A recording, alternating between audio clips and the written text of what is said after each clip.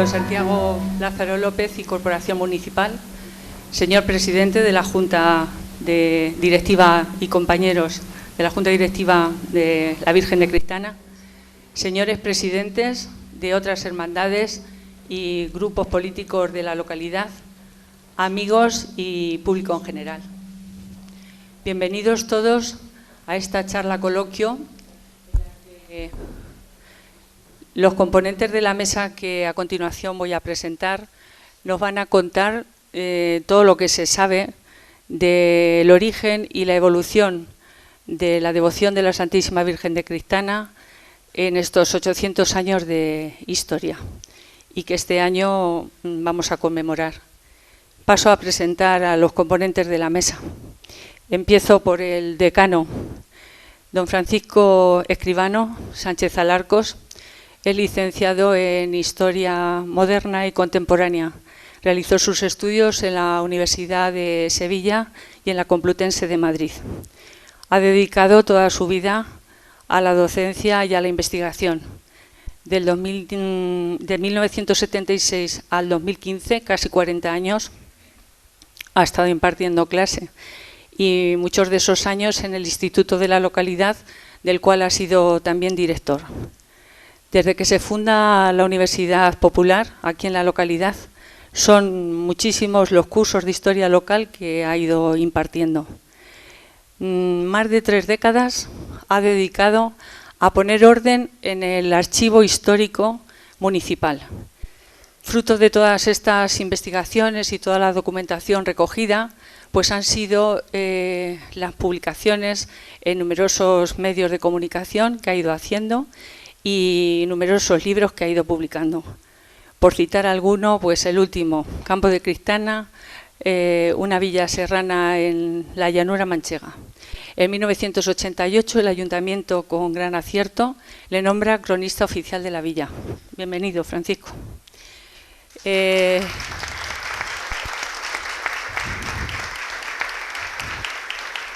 Vicente Aparicio Arias es un hombre polifacético, ingeniero electrónico por la Universidad de Alcalá de Henares. Comienza su andadura laboral en la provincia de Toledo. Y entonces aquí en la provincia de Toledo contacta con el grupo de arqueología Orcalia, que le va a marcar para toda su vida. Posteriormente se licencia en Historia Antigua y Medieval por la UNED. En los años 70 confecciona el primer mapa arqueológico del municipio y posteriormente monta la muestra de arqueología que tenemos en la planta primera aquí en el Pósito, que está a vuestra disposición. Como es un hombre polifacético, compaginando con la investigación, desde 1982 a 1995 dirige y funda y dirige el Club Atletismo Cristana. Su experiencia como docente va desde el 2004 al 2011 en la Universidad Popular, de aquí también de la localidad, donde imparte numerosos cursos de historia local. También con toda la documentación recogida, pues lleva escritos 5 libros y posiblemente pues siga escribiendo alguno más. Por citar alguno, pues Crónica de Campo de Cristana en su comarca, o Villajos, una ciudad medieval perdida pero no olvidada. Todavía sigue dedicando horas a desentrañar documentos del siglo XVI y XVII.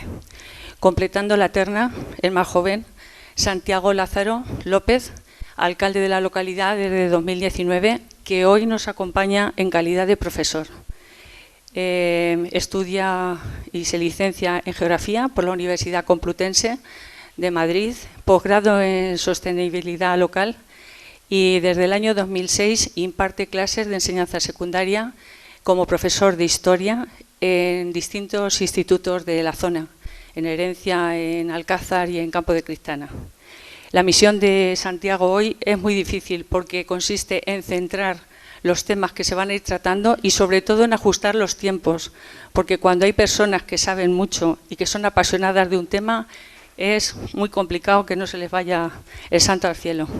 Y antes de dar paso a Santiago, quiero también hacer mención a José María Ramos Pedroche, compañero docente y amigo, que al mando del ordenador va a intentar ir poniendo algunas imágenes a lo que ellos vayan diciendo.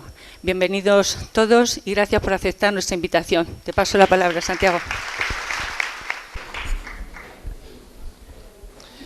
Bien, buenos días a todos y a todas. Muy agradecido por la presentación, por la invitación. Lo cierto es que ver el Pósito Real, este espacio que utilizamos para muchos eventos culturales y demás, pero con este aspecto fantástico, lleno hasta la bandera, podríamos decir, no es precisamente lo normal. Y eso demuestra que se ha acertado claramente con el planteamiento de esta charla coloquio acerca de la historia de la aparición de la Virgen, estos 800 años, que está celebrando y trabajando desde la Hermandad, Jesús como presidente, liderando el buen equipo de hombres y mujeres que tenéis y que tenéis estáis llevando a cabo un año por delante con muchas actividades, con la idea de actividades litúrgicas, evidentemente, actividades culturales, con la idea de darle valor a la historia de la Virgen y claramente su relación con lo que es Campo de Cristana en el pasado, pero también, que lo avanzamos antes en la declaración, hacia el futuro. Cómo vemos también la imagen de la Virgen o el santuario, la devoción en el futuro en nuestro pueblo. Bueno, para mí es un halago el poder estar en esta mesa y agradecido en este caso a la Hermandad porque pensasen en mí para poder moderar. Mi papel hoy es el de, para los futboleros, a los que son del Madrid, del de Modric, que es repartir el juego de alguna manera sin interrumpirlo. Ese es el objetivo y para eso, bueno, creo que las presentaciones están muy claras, que ha hecho muy bien Luisa, a Vicente Aparicio como historiador local, experto también en historia, en la historia de nuestro pueblo, claramente, y a Francisco Escribano como cronista oficial de la villa. A ambos le agradezco mucho el hecho de que estén aquí. Hemos preparado en estos últimos días, y ha sido muy enriquecedor para todos, para mí el primero, el poder aprender de todos ellos y el poder recopilar, que esto no se ha hecho nunca, lo comentábamos, en una sola charla, en un solo cuerpo, de alguna manera, todo lo que se conoce, en los documentos históricos, todas las referencias que existen de la historia de la Virgen de Cristana. Así que el objetivo es que todos aprendamos, que sea algo ameno, en definitiva, aunque la historia sabemos que tiene una parte más pesada, podríamos decir, pero que sea algo ameno y que de aquí salgamos también conociendo más sobre nuestra historia, sobre la tradición y sobre todo profundizando más sobre lo que somos y de lo que representa la Virgen y su historia en Campo de Cristana. Para eso, bueno, primero habíamos planteado hacer una breve introducción por parte de los dos ponentes, agradeciendo, no lo he dicho, a Luisa lo que ha dicho. El mérito, se han dicho los currículum de todos, el mío claramente es bastante más corto que el resto, pero el tuyo es para destacarlo, yo creo, Luisa, porque la memoria que tienes para decirlo sin un papel, todo lo que has dicho aquí, es algo que nos has dejado mal a todos ya prácticamente. O sea, impresionante. Así que bueno, muy agradecido a todos por vuestro papel. Vicente, ¿qué vamos a ver hoy? Bien, mi misión en esta charla coloquio consistirá básicamente en tratar de recuperar, no los documentos, porque hay mucha falta de documentos de edad moderna a los inicios de la prehistoria nuestra, pero basándome en la arqueología que suple esos documentos, tratar de reconstruir lo que ha sido el paso del tiempo a través de los distintos poblamientos que hemos tenido en el Cerro, posteriormente en Critana, como romanización, luego posteriormente en época medieval, cuando se construye o se encuentra la primera referencia al castillo de Critana, cómo suceden 4 construcciones y 4 destrucciones del propio castillo hasta el último tercio del siglo XV, hablar un poco sobre ya la documentación que empieza a aparecer a partir de la segunda mitad del siglo XV con la Orden de Santiago. Los visitadores van viniendo en diferentes ocasiones, no cronológicamente exactas, no vienen todos los años, sino que se alternan unos años más, otros menos, pero van pasando por todas las encomiendas y concretamente a la de Critana, pues vienen bastantes veces, dan sus informes y a través de esos informes hemos podido sacar los datos que, vamos, brevemente trataré algo de explicarles sobre lo que nos afecta, que es la ermita de Campo de Cristana y algo sobre la aparición de la Virgen. Así que esa va a ser mi misión. Ahora, cuando empecemos la charla, pues ya iré concretando más puntos. De momento, yo me voy a ocupar de la parte más antigua de nuestra historia.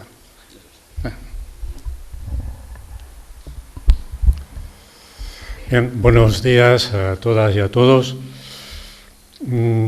Yo estoy aquí, o me gustaría estar aquí, para decir bastantes cosas acerca del tema fundamental que nos reúne. Lo que pasa es que va a ser imposible, porque es más lo que se desconoce que lo que se conoce. Yo en esta breve introducción sí quiero señalar que son muchos los pueblos y ciudades que conservan cuidadosamente antiguas tradiciones de hallazgos de imágenes de la Virgen María, generalmente acompañados de sucesos más o menos portentosos y extraordinarios. Esos hallazgos están en el origen de advocaciones marianas singulares, en torno a las cuales anualmente se reúnen los fieles junto a los lugares de las reales o supuestas apariciones en los que ya hace siglos se levantaron ermitas o santuarios que son centro de celebraciones festivas, como tenemos aquí.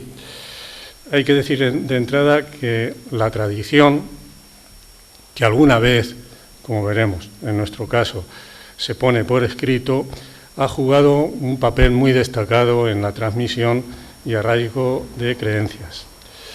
Claro, hablar de tradición, hablar de historia, hechos reales, parece que nos debe llevar al choque, pongámoslo entre comillas, entre fe y razón, algo que desde luego yo no he venido a resolver aquí y ahora. Cada cual es muy libre de pensar lo que quiera sobre todo esto. Para mí lo importante es lo trascendente que viene detrás, que ya lleva 8 siglos de evolución, ¿no? En la acumulación de esta piadosa tradición, la devoción hacia la Virgen en su advocación de cristana y todo lo que eso trae en cuanto arraigadas costumbres, tanto en los planos personal y social, que han llegado a ser centrales en nuestra personalidad, tanto en lo individual como en lo colectivo. Y adelantando un poco a lo que nos va a plantear al final Santiago, nada hace pensar que todo eso vaya a desaparecer o a disminuir en su intensidad, sino todo lo contrario. Yo creo que se va a ir incrementando con el tiempo. Algún relato escrito hay sobre la aparición de la imagen de la Virgen de Cristana, también alguna que otra descripción hay de la imagen y, desde luego, la devoción que está en relación con milagros atribuidos a la Virgen de Cristana o a la intercesión de la Virgen de Cristana. Todo eso se fue plasmando en limosnas, donaciones que hicieron de la ermita de la Virgen de Cristana propietaria en su momento, luego hablaremos un poco de las propiedades, y también para edificar una ermita nueva. Todo eso enmarcado en un contexto temporal muy concreto. Hablamos ya del siglo XIII, cuando todo esto es territorio cristiano de manera definitiva, con 2 localidades directamente concernidas, la Chitrana y el Villajo medievales.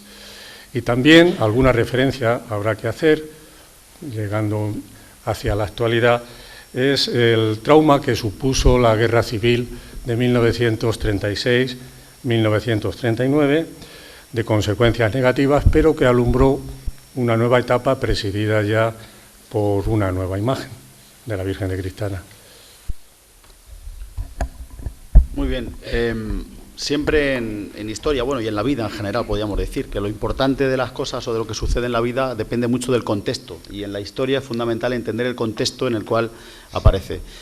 Hoy la charla está basada en estos 800 años de historia, en el origen de alguna manera de esos 800 años, nos situaríamos en el año 1223, pero para entender ese suceso, esos documentos que ahora se comentará durante la charla, hay que entender de alguna manera qué es lo que sucedía antes, qué encontramos en ese entorno, en ese cerro, que lo vamos a acompañar, lo van a ver a continuación según vaya evolucionando el coloquio y la charla, con diferentes imágenes, pero qué encontramos en ese entorno del santuario ya en diferentes siglos, en diferentes milenios, qué asentamientos prerromanos existieron allí, qué evolución hubo y qué, por ejemplo, como dato histórico, que yo siempre se lo comentaba estos días a Francisco y a Vicente, de alguna manera, ¿qué datos relevantes podemos dar de en qué contexto se encontraba Cristana o este asentamiento, lo que hoy en día es nuestro término municipal, en el año 1223? Esos datos curiosos de cómo nos imaginamos que sería esto en ese momento en el cual aparece, según la tradición, la imagen de la Virgen de Cristana. Por eso, para hablar del contexto histórico, le doy la palabra a Vicente para que nos sitúe en lo que sucedía antes, durante y después en ese entorno del cerro. Gracias, Santiago. Vamos a ver, vamos a empezar aquí hablando un poco de lo que es la ocupación del Cerro de la Virgen. ¿Quién fueron los primeros ocupantes que se situaron en él? Tenemos, ya os he comentado antes, que recurrir a los restos arqueológicos que hemos encontrado alrededor del cerro y que podéis ver en la exposición que hay abajo. Son restos que nos vienen de la época prerromana, concretamente de finales del Bronce y de la época del Hierro. Estos pueblos primitivos construyeron ahí una pequeña aldea fortificada que dio guerra a la ocupación romana cuando llegaron los romanos acá. En principio hay una ligera duda, pero hay historiadores de nivel nacional que dicen que pudo ser la Certima romana que combatió contra Tiberio Sempronio Graco por la ocupación y dominio de esta zona. También hay otro dato muy importante que tiene relación con la Virgen, bueno, con la Virgen no, con los hechos religiosos, y es que debió ser o debió existir allí en ese cerro un santuario pagano, no sé, dedicado a qué dioses, si a Astarte, a Tanit, a alguien de origen cartaginés, posiblemente o fenicio, porque se han encontrado esvotos.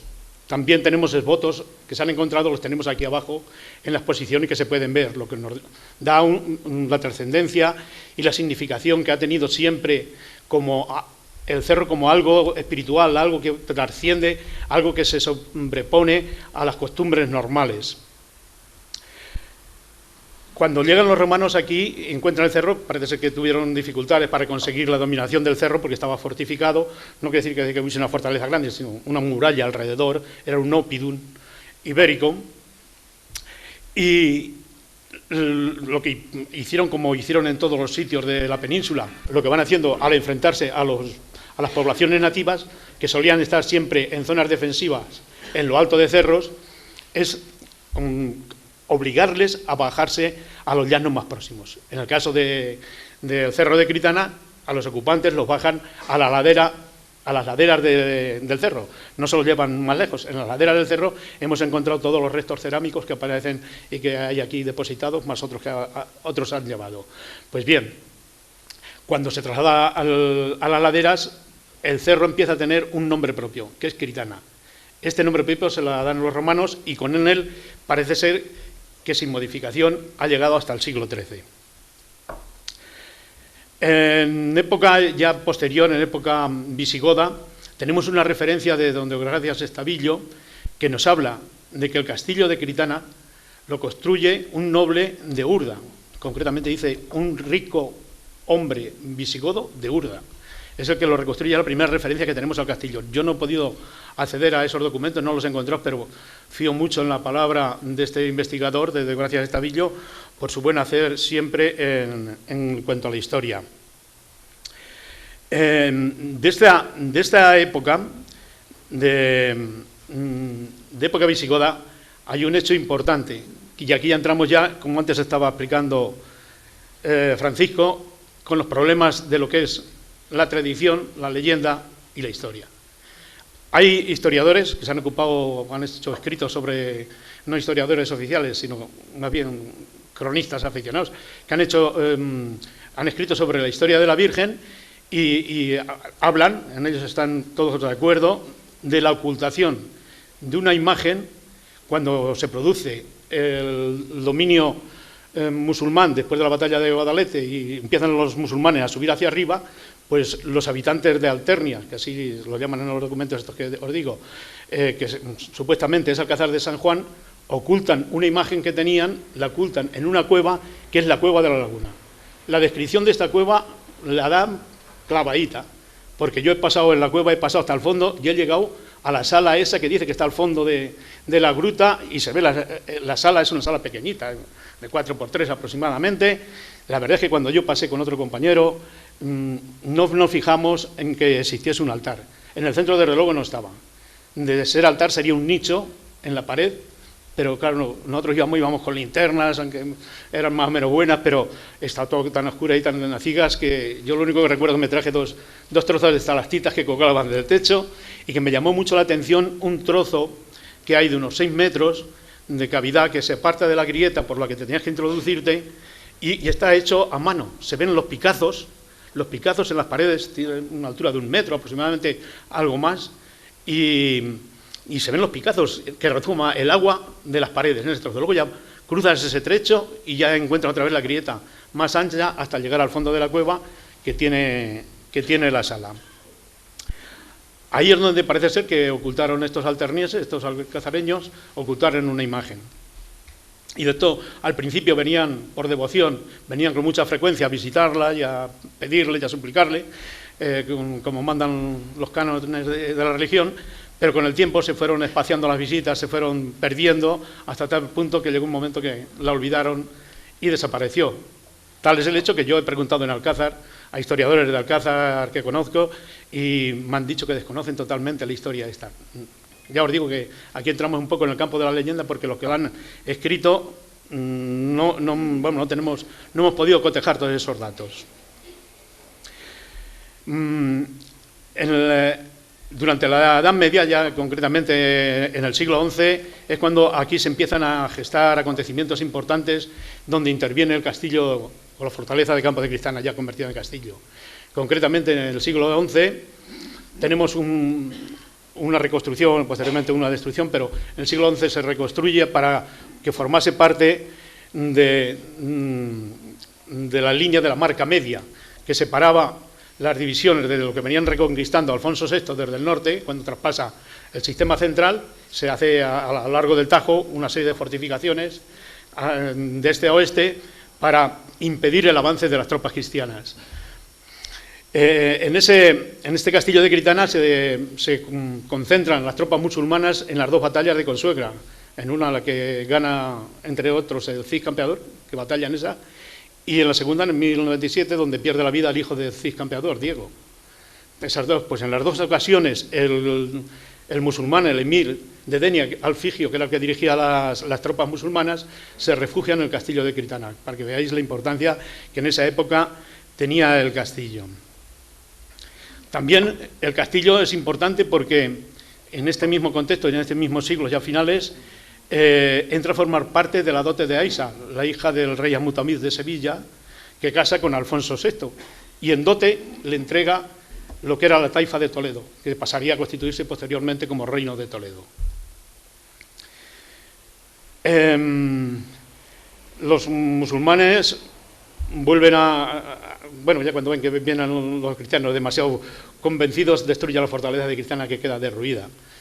Pero en ese tiempo aparece el primer documento que nos habla de Critana y de Villajos, junto con Quero y Atires, que son las únicas poblaciones que había en la comarca de una cierta preeminencia. Las demás poblaciones eran como aldeitas pequeñitas que apenas tenían importancia.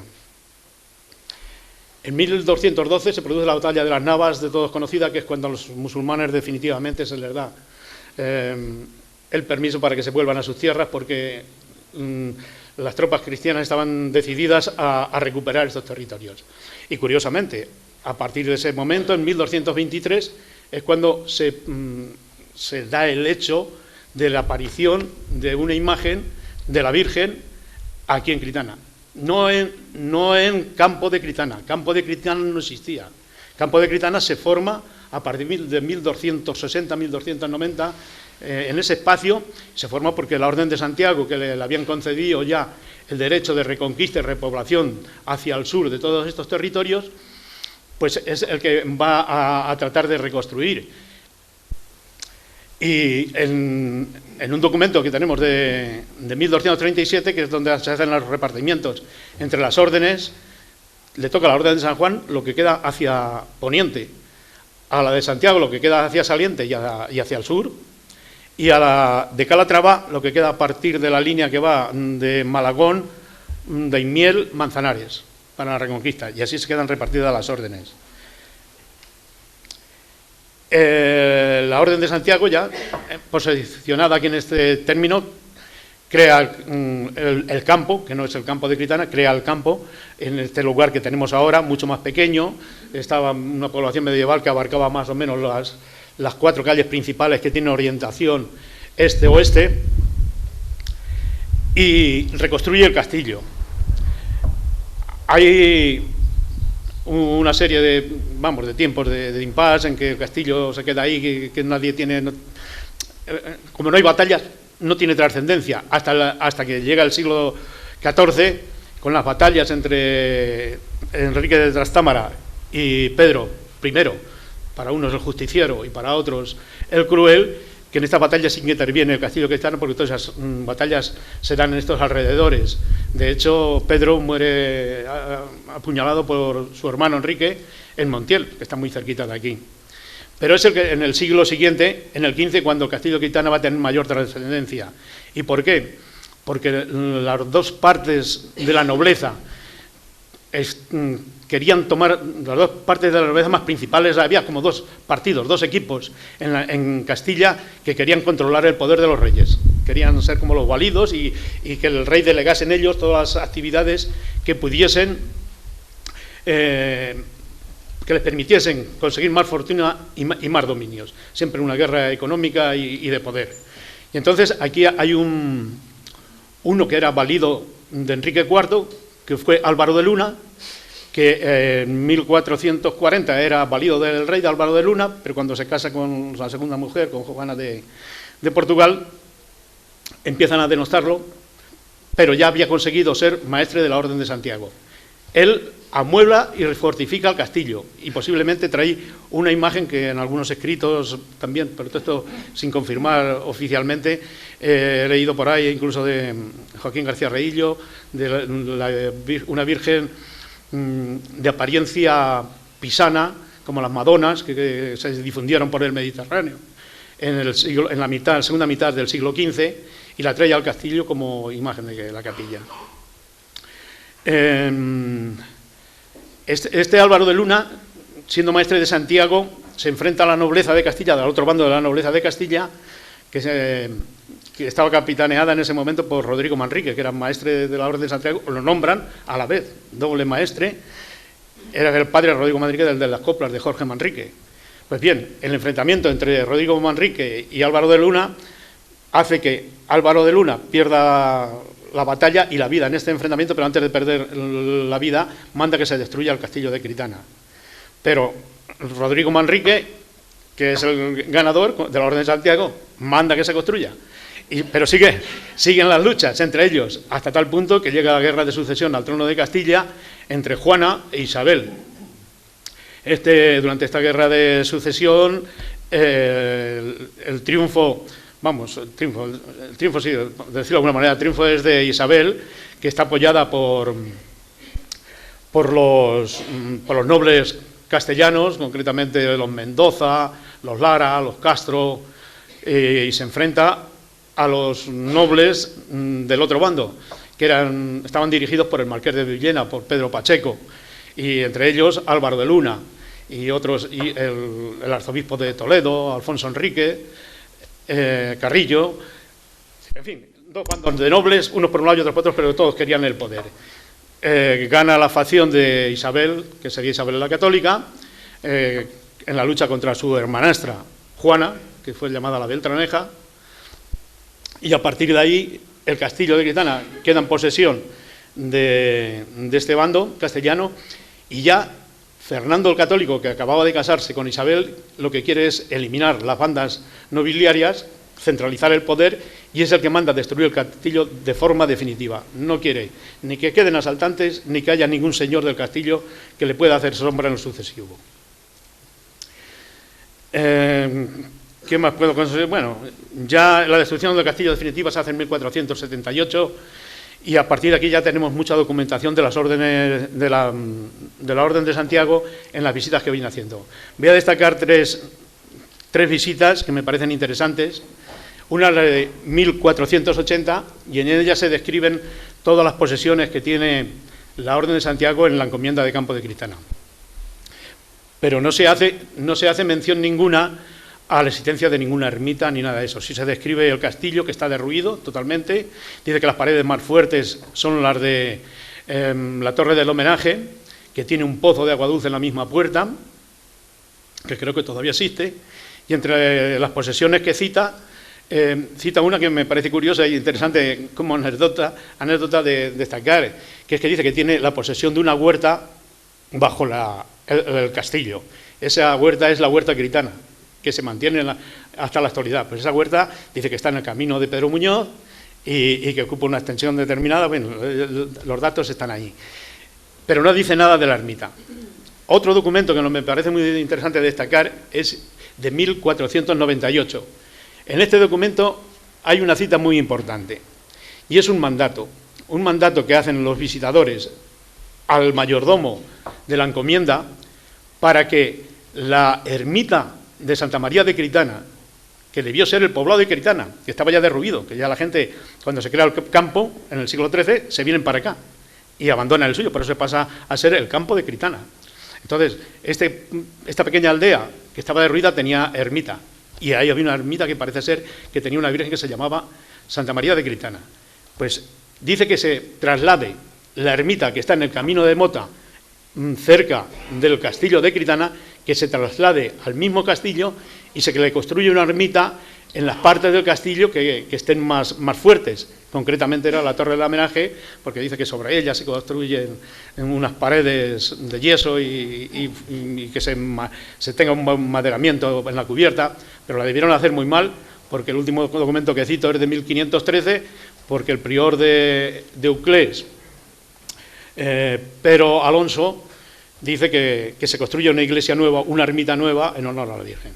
Y que si faltan recursos de los medios que tiene la encomienda, que se recurra a los fieles del campo de Critana para que se colaboren con la edificación de esa ermita que se construye ya a partir del siglo XVI. Creo que nos hablará Francisco ya más sobre detalles técnicos de la ermita que se construye, que es ya de 3 naves en vez de ser de una, que es la que construyeron al principio, y que la iglesia no se termina de construir, la ermita no se termina de construir hasta 1590, porque en 1500 y pico, no sé el año exacto, no lo tengo aquí anotado, en 1500 y pico los dos alarifes, los dos albañiles que tenían encomendado la construcción de la ermita se matan entre sí.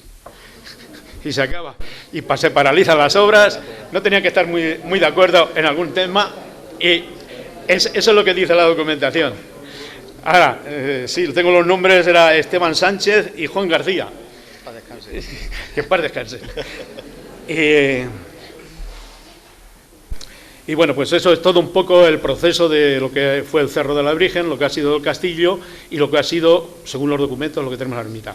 Aquí también interviene mucho, un poco también en la historia, la tradición, que habrá que ir matizando, pero vamos, yo tampoco estoy aquí para decir si la tradición es correcta o no es correcta. Mi misión es tratar de cotejar los datos que tenemos y exponerlos. Y ahí termino. Una cuestión, Vicente, sí. Brevemente. Has comentado el castillo que se construyó, se reconstruyó en varias ocasiones y demás. Veces. La delimitación aproximada de esa muralla del castillo sería aproximadamente lo que es el murete el que rodea actualmente lo que es la cerca. ¿Qué restos, qué se puede interpretar de...? Yo creo que el castillo incluso llegó a tener la posibilidad de tener 2 murallas. Una que sería el murete de la cerca, que sería lo que sería el antiguo oppidum celtibérico que se hiciese, creo que pudiese ser por ahí, y posiblemente tuviese una más abajo. En el entorno, sabes que muchos castillos tienen una muralla que sería el antepecho del castillo, pues es posible que haya una muralla más abajo, porque hay 2 terrazamientos que nos permiten pensar en eso, pero para eso hay que hacer una excavación, y una excavación seria. No se puede hacer así cualquier cosa de ir, por aquí vamos a tirar. No, te dije que ahí hay mucho, el Cerro de Critana alberga mucha historia, 2500 años de historia, y están ahí tapados. Están ahí tapados, porque lo que hemos encontrado es en los alrededores, porque cuando se ha destruido el castillo, quitaban lo que les sobraba y lo tiraban al cerro. Y entonces ahí en los alrededores del cerro han ido apareciendo los esgotos, los trozos de cerámica y todo esto. Bien, pues nos situamos en el año 1223, en ese año en el cual, según la tradición, se considera que aparece la Virgen, en un momento en el cual lo introducía Vicente, no existía asentamiento aquí, en lo que era el campo, no existía, es un asentamiento posterior, y es en ese momento en el cual, en el relato que todos conocemos, en una agricultura, un campesino de Villajos que está cultivando en la cara del mediodía del cerro, junto a su mujer Esperanza, pues el tercer día de la Pascua de Resurrección se deslumbra y aparece una imagen de la Virgen. ¿Qué se sabe, Francisco? ¿Qué documentos hay que avalen de alguna manera y que se han ido enriqueciendo con el paso del tiempo, unos apoyándose en otros, con el paso de los siglos, acerca de la aparición? Bueno, pues vamos a dar algunas puntadas a ver si conseguimos. A mediados del siglo XVII, en 1651, el ayuntamiento le encargó al prior del convento de Carmelitas Descalzos, que había aquí, Fray Diego de Jesús María, le encargó escribir un libro sobre la Virgen de Cristana y los milagros que se le atribuían. El libro se publicó 7 años después. Yo he conocido el libro por una copia mecanografiada, encuadernada en pasta dura, y Fray Diego decía que no había nada escrito con anterioridad sobre la Virgen, a excepción de un cuaderno que la piedad y santo celo de un sacerdote natural de esta villa fue escribiendo con algunos milagros de los que el Señor había obrado por invocación de la Virgen de Cristana hará unos 40 años. Se refiere, por lo tanto, a la segunda década del siglo XVII. Bueno, pues ese libro se publicó, como digo, en 1658, con un título un poco largo, como era, estamos en la época del barroco, Imagen Sacratísima de Cristana, Flor Milagrosa del Campo. En la copia que yo vi, había un añadido, seguramente escrito por quien había hecho la copia mecanografiada. Y ese apéndice era el relato que en 1829 escribió el capellán, un sacerdote, capellán administrador del santuario de la Virgen de Cristana. Se llamaba Victoriano Martín Quevedo. Es decir, si no hay otra, por lo menos yo no la conozco. Cuando se pone por escrito la tradición es mucho después de los hechos ocurridos, estamos hablando ya del siglo XIX, y la fuente es una fuente eclesiástica, lo escribe un sacerdote. Bueno, pues ahí es donde dice el capellán que fue en 1223, en el tercer día de la Pascua de Resurrección, sí, martes de Pascua, cuando la imagen fue encontrada por Alonso, Miguel y Esperanza, un matrimonio, decía él, de las primeras familias de Villajos, cristianos viejos, es decir, desde siempre, desde sus familias desde siempre eran cristianos, y de muy conocida virtud.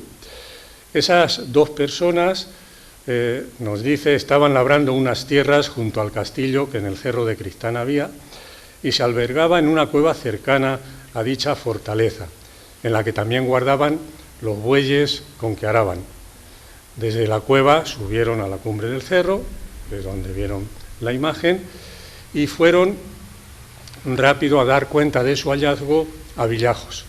Y al día siguiente, el concejo, es decir, la corporación municipal de Villajos y sacerdotes de Villajos fueron en procesión hasta el cerro de Cristana y allí celebraron 2 misas cantadas.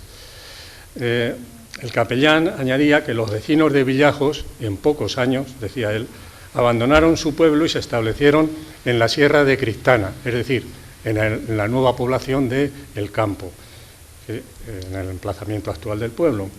Además decía que en poco tiempo le hicieron una pequeña ermita en el lugar del hallazgo, hacia el mediodía, y que allí estuvo la imagen hasta que se hizo la ermita, ¿no? Bueno, esto es lo que nos dice el capellán. Estamos hablando de 1223. Como decía antes Vicente, ya había sido en 1212 la batalla victoriosa para los cristianos de las Navas de Tolosa, ya en la provincia de Jaén, y esto ya fue definitivamente cristiano, este territorio. Y ese espíritu de cruzada con el trail infiel estaba vivo en la gente. Y era pues un contexto muy propicio para la propagación de tradiciones de apariciones milagrosas, como ocurrió aquí, ¿eh? Así que esta es la narración que ponía por escrito la tradición. Claro, si esto lo queremos razonar, ¿qué habría que decir? Bueno, pues en alguna, también ha hecho referencia aquí Vicente, a algunas fuentes que hay por ahí.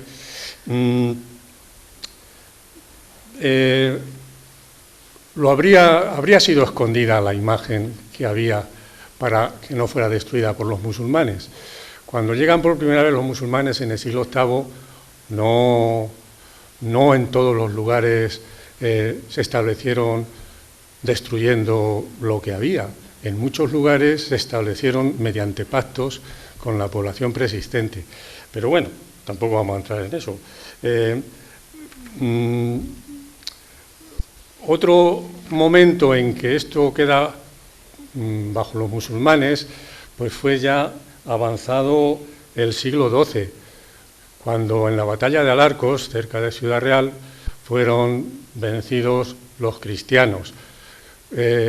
Claro, pues nos podemos imaginar por aquí, pues también lo que se estaba viviendo por la población que hubiera.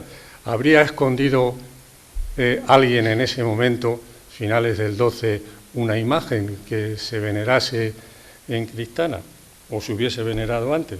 Bueno, sería una explicación lógica a la narración más o menos milagrosa de la aparición. Pero vamos, que es por citarlo, ¿eh? Ya digo que yo pocas certezas voy a defender hoy aquí. En aquel contexto sí me gustaría comentar, se estaba labrando la tierra con bueyes, todavía no era la mula el animal de tiro para cultivar la tierra. Eso se fue imponiendo poco a poco, ¿no? La sustitución del buey por la mula. Cuando la población fue creciendo, hubo más necesidad de alimentos y de cultivar más tierras, pues la mula poco a poco, muy poco a poco, se fue imponiendo porque era más ligera y más rápida y podía en el mismo tiempo, desde luego, labrar o arar más, permitía arar más tierras que el buey, que era más lento. Hay algo que me llama también la atención, y es que da la impresión, bueno, cuando esto se arrebata a los musulmanes, el territorio, la repoblación se hace a partir de localidades que ya existían, por aquí eran Chitrana, Villajos, como se ha dicho, o creando poblaciones nuevas, como se creó el campo, pues no sabemos el año exacto, pero en la segunda mitad del siglo XIII. Da la impresión por el relato de que Villajos estaba más organizada que Chitrana. Se repoblaron, llegaron a repoblarse, también Chitrana. Lo que pasa es que acabaron despoblándose en favor del campo, antes de acabar la Edad Media. Y en cuanto a la aparición, eso es lo que puedo decir. No hay... Francisco, ¿qué datos tenemos acerca de la imagen, de cómo sería esa imagen? Porque sí hay relatos donde reflejan un poco cómo era esa imagen que se apareció, que fue evolucionando en el tiempo en estos 800 años, tomando como referencia más las dos últimas que sí conocemos, la que existía hasta antes, la que se destruyó en la Guerra Civil, de la cual existen documentos gráficos, existen fotografías, y por supuesto la imagen actual de la Virgen. ¿Cómo ha evolucionado? ¿Cómo se puede interpretar ese cambio en la representación de la Virgen de Cristana? Bueno, Fray Diego de Jesús María, en el libro ese que citaba antes, de mediados del siglo XVII, sí dice cómo era la imagen. Se trataba, decía él, de una talla en madera, dispuesta la imagen de pie, aunque parecía haber estado sentada en silla, decía él, como otras antiguas de época de los visigodos. El niño estaba unido al pecho de la madre, inclinada la cabeza, agasajándole con una manzana. El capellán, en el relato de 1829, también describe la imagen. Bueno, para el capellán La imagen era la que donada por el apóstol Santiago en el siglo I de nuestra era. Bueno, el apóstol Santiago, parece que está todo el mundo de acuerdo que no anduvo por la península ibérica. Luego mal pudo hacer de repartidor, porque esto hay muchas tradiciones en muchos lugares, de imágenes de la Virgen. Pero bueno, aparte de eso, la describía el capellán y decía, la altura era de una vara menos un dedo, sí, poco más de 80 centímetros. No era de vestir. El manto de talla era azul con estrellas doradas. El pintar las imágenes hechas en madera era algo tradicional, vamos, una costumbre, algo normal. Es más, a la que llamamos Virgen de Villajos, cuando la sacaron del muro en 1982, en el que la encontraron, la luz fue haciendo que la pintura que tenía encima la madera se fuera diluyendo, desapareciendo, pero estaba pintada, era una imagen pintada. Bueno, lo que decía el capellán, los brazos estaban pegados al cuerpo y en el izquierdo estaba sentado el niño. El color de la piel era algo trigueño y el cabello, que caía sobre los hombros y espalda, castaño claro. No estaba sentada ni había noticia de que lo hubiera estado alguna vez. Es una pequeña contradicción con... Parece que están hablando de una misma imagen. Lo que sí es claro, era una imagen hecha en madera, es que posteriormente, en el siglo XIX, la imagen fue vestida. Así lo atestigua un historiador y eclesiástico, Inocente Hervás y Buendía, era casi paisano nuestro, era de Torralba de Calatrava. En 1899 se le editó por primera vez, porque luego hubo más ediciones, un diccionario, también el título es largo, histórico, geográfico, biográfico y bibliográfico de la provincia de Ciudad Real. Bueno, pues ahí dice, hablando de la Virgen de Cristana, que la imagen fue vestida, que se vestía. En el programa de feria del año 1992, Joaquín García Reillo, en un artículo, recogía la tesis del escultor Fernando Cruz Solís, según el cual la imagen que se ha descrito sería del siglo XV, Luego, si se veneraba otra antes del siglo XV, más de una imagen de la Virgen de Cristana hubo a lo largo de la Edad Media. Este escultor, Fernando Cruz Solís, decía que esa Virgen de Cristana del siglo XV sería una réplica de una imagen de la escuela de los escultores italianos conocidos como los pisanos. Algunos trabajaron en el siglo XIII, otros en el siglo XIV.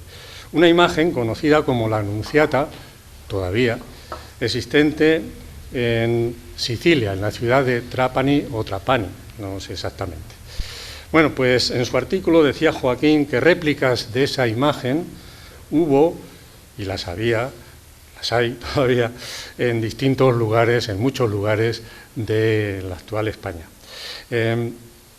Y planteaba esta hipótesis, que yo solo voy a leer, no me voy a mostrar ni a favor ni en contra. Una de las cuales, una de esas imágenes, llegó hasta la capilla del castillo de nuestro pueblo, quizá adquirida por el marqués de Villena, don Juan Pacheco, dueño del mismo, como también del de Belmonte, su morada, amén de otros muchos más enclavados en su dilatado señorío. Así que eso es lo que puedo decir contestando a la pregunta que me hacías.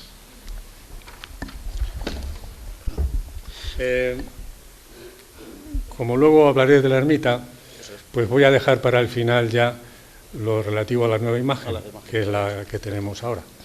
Perfecto.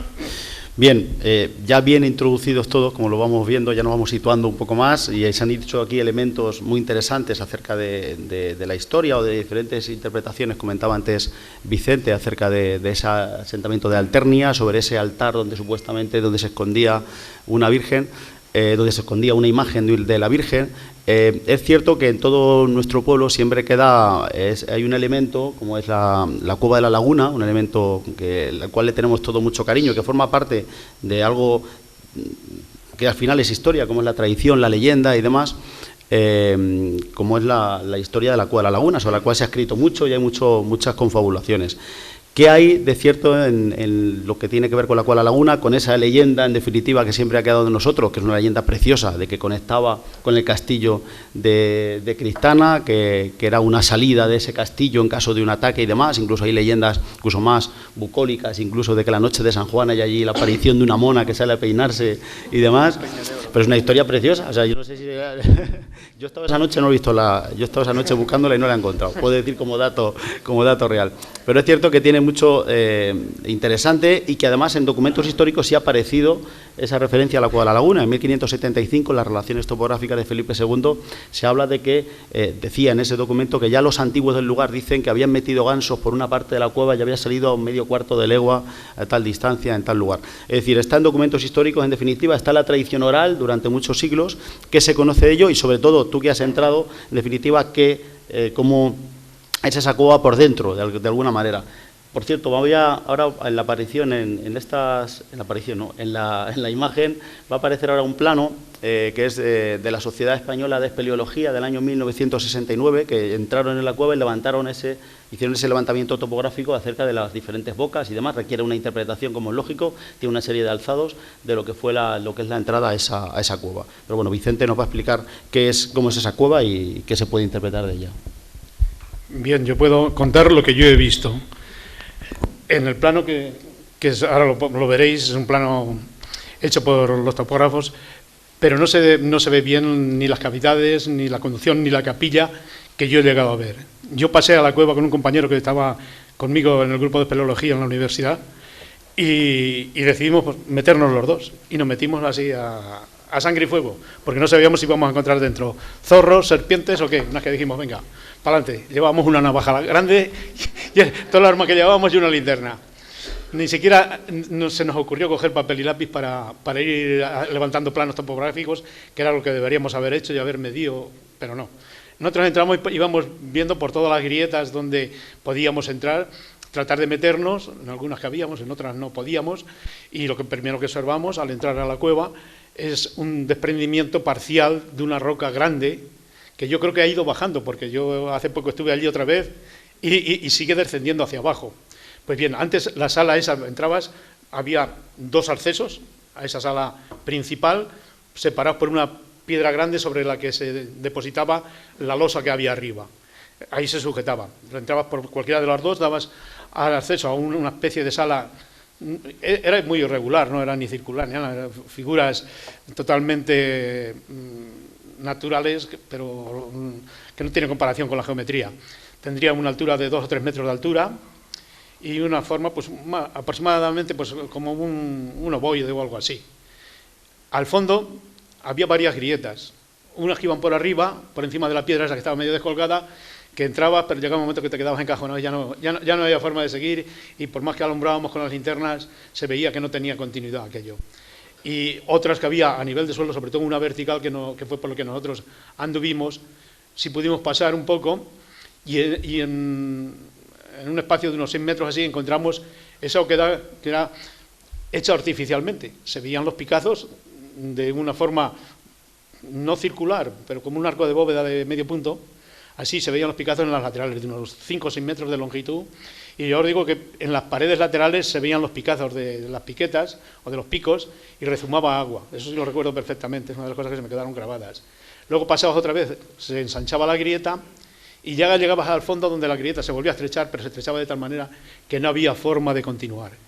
Pero allí en el fondo sí que había a la derecha, en esa grieta a la derecha, una sala que, como describen los documentos de la época, concretamente al hablar de la Cueva de la Laguna lo describen así, que entran y en el fondo de la Cueva de la Laguna, que está situada, se refiere a la Cueva de la Laguna, a legua y media a Saliente, media legua a mediodía de Villajos y un cuarto de legua a poniente del castillo de Critana, es la situación que da de la cueva, y coincide perfectamente con la Cueva de la Laguna.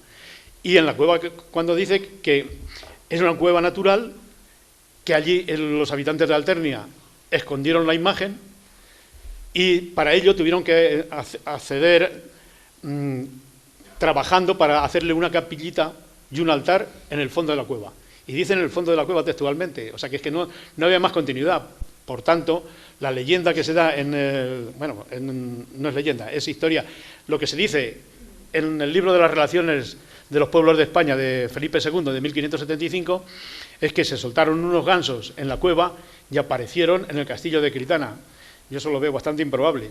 Los gansos aparecerían allí, pero no por ver dentro de la cueva. Irían andando por fuera, porque si no, no me lo explico. Aquello se cierra y también contradice la leyenda de que había unas rejas para cerrar la salida y entrada al castillo, porque por allí se comunicaban con el castillo, incluso a caballo. En algunos así comentarios hay gente que dice, no sé, que se comunicaban con el castillo de Critana y podían cruzarlo a caballo. Era una salida natural. Yo en eso discrepo totalmente porque he visto morfológicamente la cueva y es imposible. Y lo de la mona ya no te digo nada. Eso ya queda ya en vuestro albor.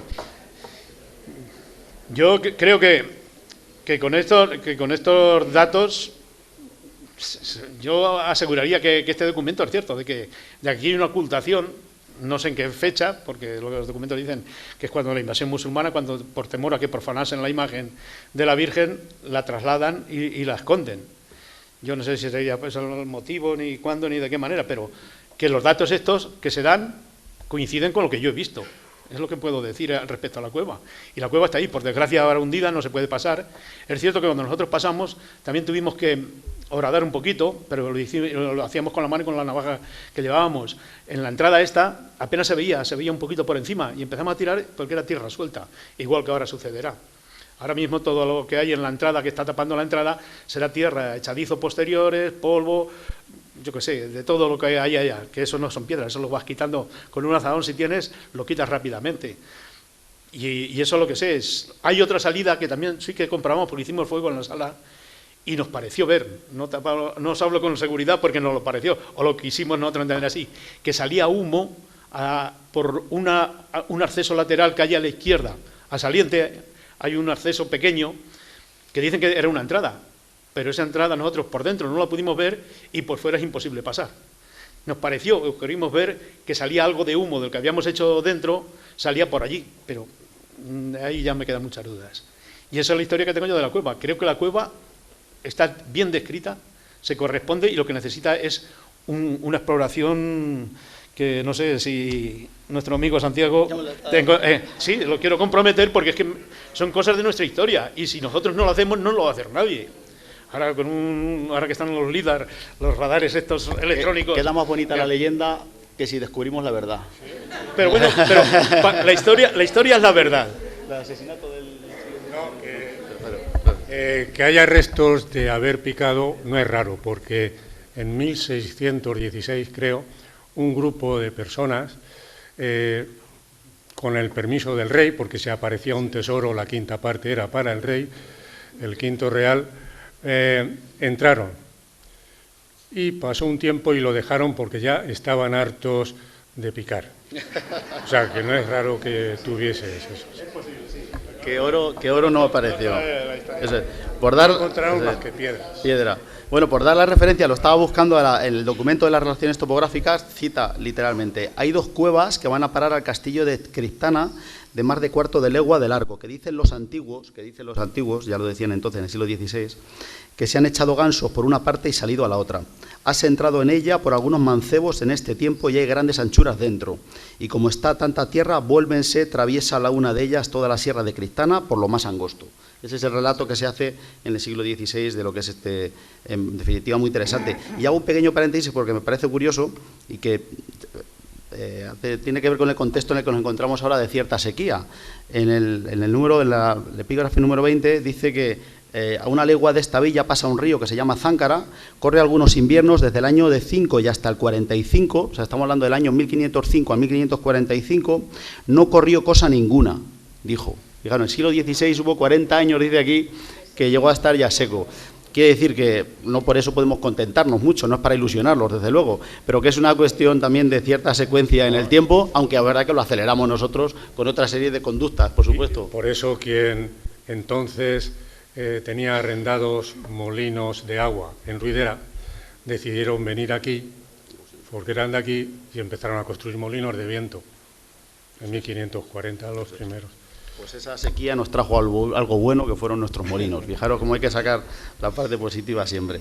Bien, Francisco, en este caso, ¿qué importancia, analizándolo más en global, en una parte más amplia, ha tenido estos 8 siglos, estos 800 años para Campo de Cristana, lo que tiene que ver con la historia de la Virgen? Yo lo decía al principio, que lo importante para mí es lo que ha venido después.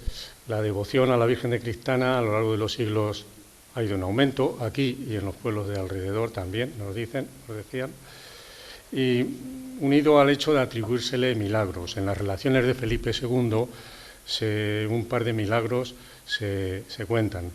Además, el capellán, citado ya varias veces, decía en 1829 que desde 1540 y hasta las primeras décadas del siglo XIX, la Virgen de Cristana había tenido varias intervenciones milagrosas. La devoción fue aumentando y eso iba paralelo al aumento de las limosnas, donaciones, que fueron incrementando el patrimonio de la ermita que había entonces.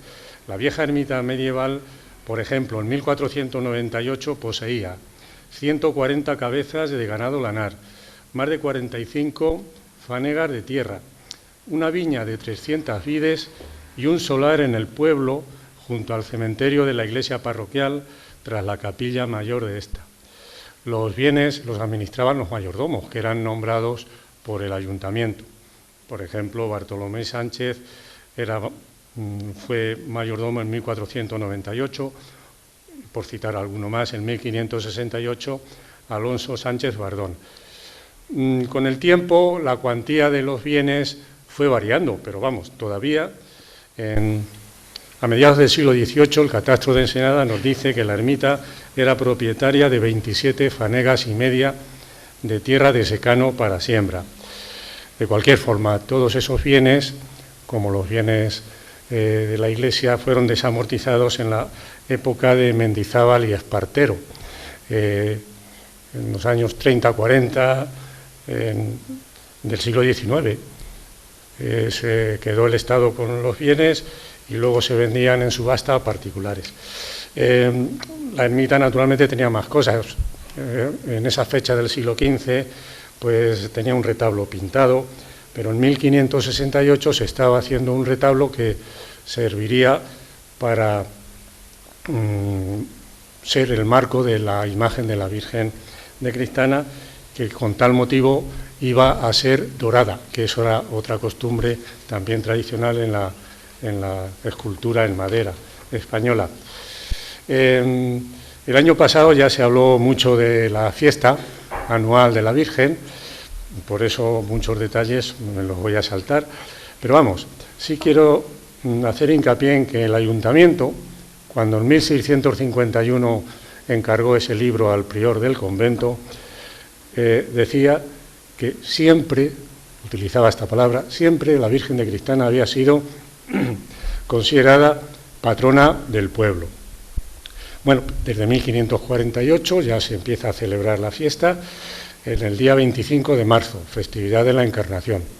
Virgen de la Encarnación de Cristana es una forma de denominarla, que aparece a veces en los documentos. Perdón. En un principio la fiesta se hacía en torno a la ermita, pero en 1604 ya se acordó hacer un camino desde el cerro, con la colaboración de todo el pueblo, para traerla en procesión el día de la fiesta hasta el pueblo, y aquí estuviera unos días. En principio fueron 12 o 14 días los que estaban. La fiesta se trasladó al primer domingo de septiembre, en 1610, porque parece ser que en marzo iba poca gente al santuario. Pero se cambió otra vez pronto. En 1614 pasó a ser otra vez el 25 de marzo, porque por el calor que hacía en septiembre también iba poca gente. Bueno, lo que sí está claro es que a mediados del siglo XVII, no puedo decir el año exacto en que empezó, pero a mediados del siglo XVII se celebraba ya el tercer día de la Pascua de Resurrección, es decir, el martes de Pascua. Simplemente una referencia, aunque ya es del siglo XVIII, de finales, el Día de la Virgen era día de precepto y las autoridades ponían especial interés en que eso la gente lo cumpliera. Entonces, el 7 de abril de 1792, el ayuntamiento acordó comunicar al párroco, se llamaba entonces Blas Francisco del Álamo, que el domingo siguiente, en todas las misas, a los feligreses se les recordase que el martes siguiente, tercero y último día de dicha Pascua es de precepto y no se podía hacer trabajo alguno. Claro, era el Día de la Virgen. En el siglo XIX hubo quien intentó otra vez cambiar el día de la festividad. Entonces el periódico que se editaba aquí, Sancho Panza, en julio de 1904 decía lo siguiente: en el siglo último pasado, es decir, el XIX, intentaron algunos innovadores mal avenidos con la observancia de la fiesta hacer que renaciese el voto antiguo de celebrar la festividad de la patrona en el señalado día 25 de marzo, y no pudieron conseguir lo que deseaban por la oposición que hallaron en todo el vecindario, y solo alcanzaron que el párroco con el clero consultase el caso a varias universidades y colegios de nota para aquietar la conciencia de todos. Bueno, cuando empieza a traerse la Virgen, ¿quién la trae? ¿Quién la porta? Ahora se subasta, pero al principio no. El ayuntamiento decidía quién traía, quién portaba la Virgen a la avenida y a la llevada, y a la procesión que se hacía por aquí, el día que se llevaba. A finales del siglo XIX, el ayuntamiento ya renunció a ese privilegio de nombrar a los anderos y se subasta. Desde 1893 se conservan expedientes de subasta. Se celebraban en el salón de sesiones del ayuntamiento y lo presidía el alcalde o el concejal en quien delegaba el alcalde. El sistema empleado pues era el habitual, de puja a la llana, pero, a diferencia de lo que ocurre ahora, los que participaban en la subasta hacían antes un depósito previo, el que marcaba la convocatoria, en dinero. El dinero de la subasta se le entregaba al capellán de la ermita, pues para que con eso hiciera frente a los gastos. Alguna vez no era así. Por ejemplo, en 1894 solo fue la mitad. La otra mitad de la subasta fue a parar al Hospital de San Bartolomé, que estaba donde ahora está el Teatro Cervantes. Ahí estuvo hasta principios del siglo XX. ¿Cuántas andas? ¿Cuántos anderos? Pues eran 4. 4 para la traída y 4 para la llevada. A partir de 1904 parece que ya fueron 6. Pero desde un principio, para la procesión que se hacía dentro del pueblo en la mañana del día que se devolvía la imagen al santuario, eran 8. Eso no varió. Eran 8 los anderos. Y desde luego, el que se quedaba con la subasta debía tener una cosa muy clara, porque el traslado era desde el pozo de abajo en la ermita hasta la puerta del atrio de la iglesia. Aunque se pagaba, el principio del recorrido no lo hacían, y la entrada hasta el altar de la iglesia parroquial tampoco. Esto más o menos en cuanto a la trascendencia, que ya digo que esto va increciendo. Bueno, muy interesante cómo no se diferencia tanto a veces con lo que tenemos hoy en día, las pujas, el no poder entrar, o sea, hay diferentes cuadrillas incluso para aportar a la Virgen en este caso, y bueno, y como los poderes también de los párrocos, Trini, que está aquí también, algunos se podían recuperar eso del día de precepto y obligar o prohibirnos trabajar. Eso estaría bien que tuvierais esa capacidad también hoy en día. Esto en cuanto a lo que tiene que ver con la historia. Vamos a ir ahora a la parte más tangible de lo que podemos ver ahora, como es el santuario como tal. Un santuario que lo introducía antes muy bien Vicente, desde ese antiguo castillo que se destruyó, se reconstruyó en varias ocasiones, que tuvo una evolución importante. Un santuario que surge posiblemente a principios del siglo XVI, con muchas variaciones, esa original ermita, y que ha tenido muchas modificaciones a lo largo del tiempo.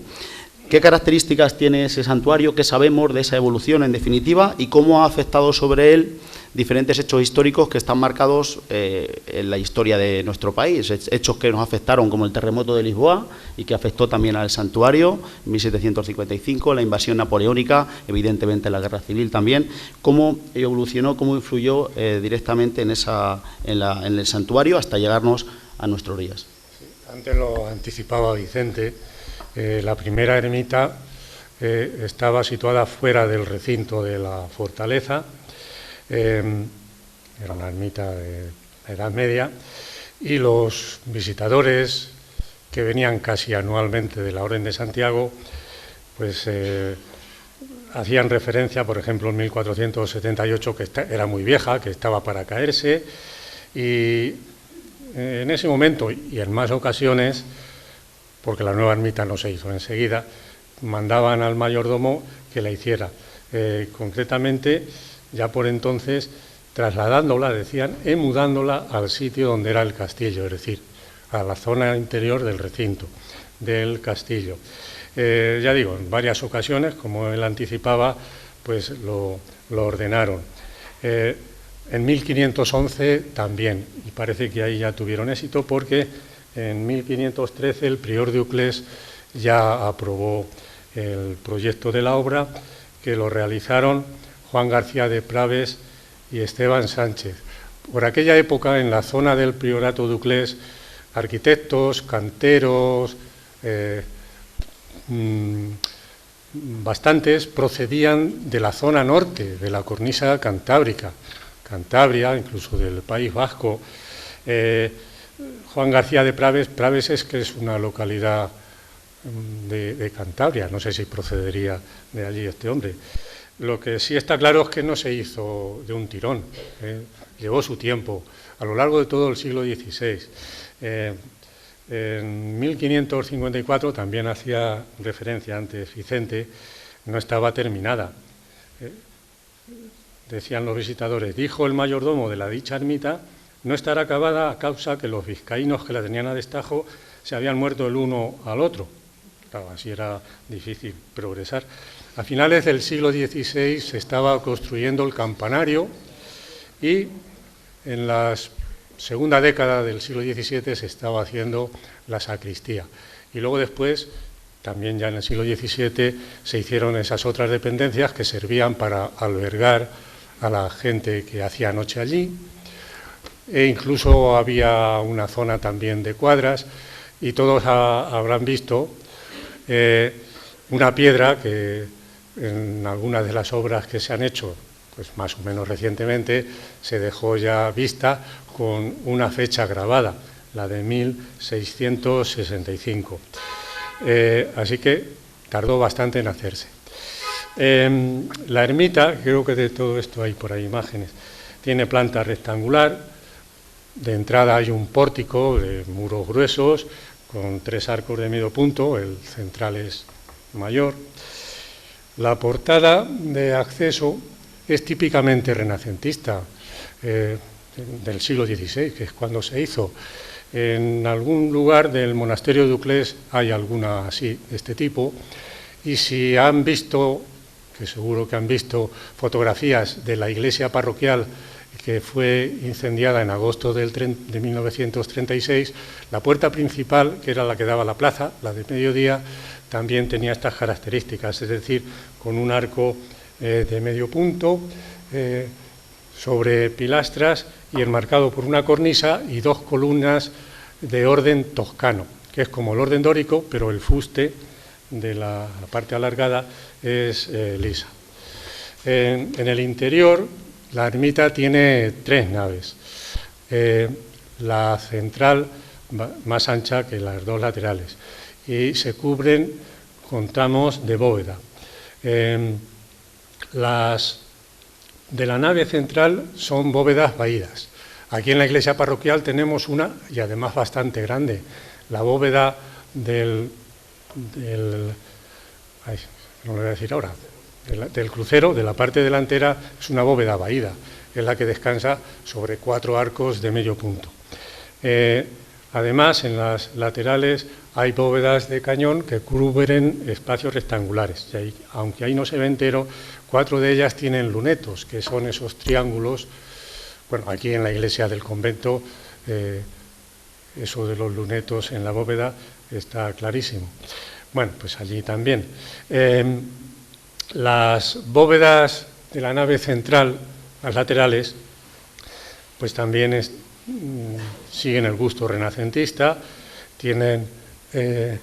están decoradas con casetones, donde hay figuras, en cada uno de ellos hay figuras humanas o formas vegetales.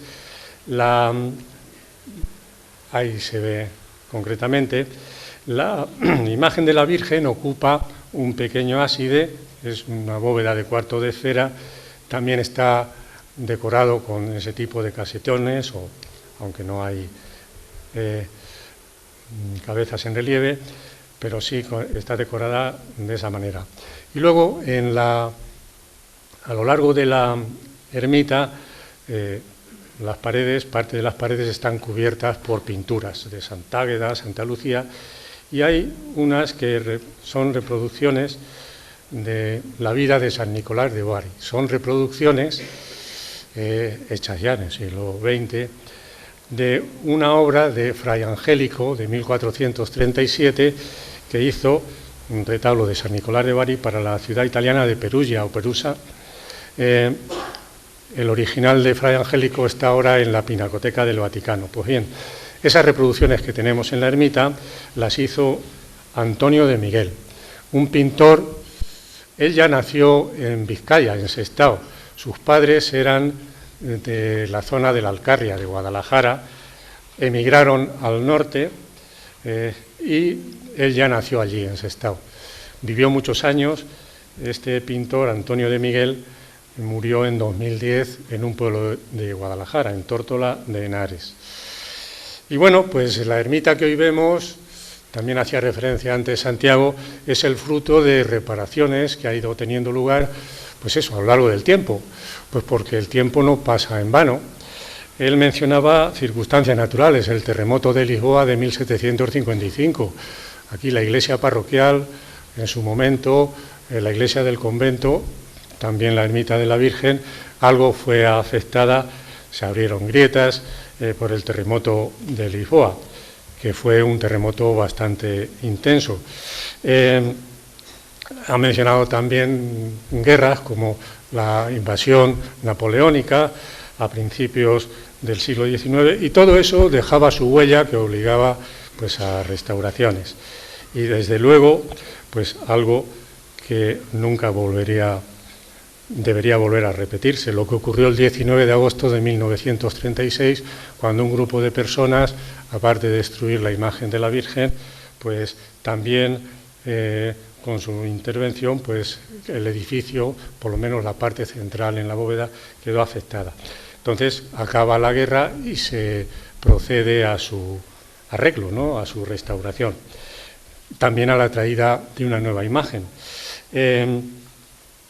Por cierto, una persona ya fallecida, que era un jovencito, muy jovencito, en 1939, me contaba en una ocasión que al cargo de los albañiles que hubo allí trabajando, por lo menos durante un periodo, estuvo una persona, a ver si me acuerdo el nombre, Lorenzo Muñoz, más conocido por Virrí, que también practicaba el fútbol y que en 1943 acabó fichado por el Real Madrid. Bueno, pues parece ser que algún tiempo estuvo al cuidado o dirigiendo, bueno, al cuidado de los albañiles. Eso me decía él, que lo recordaba porque lo había visto. Bien, y el mismo año que acaba la guerra ya se celebra la fiesta de la Virgen. No había imagen.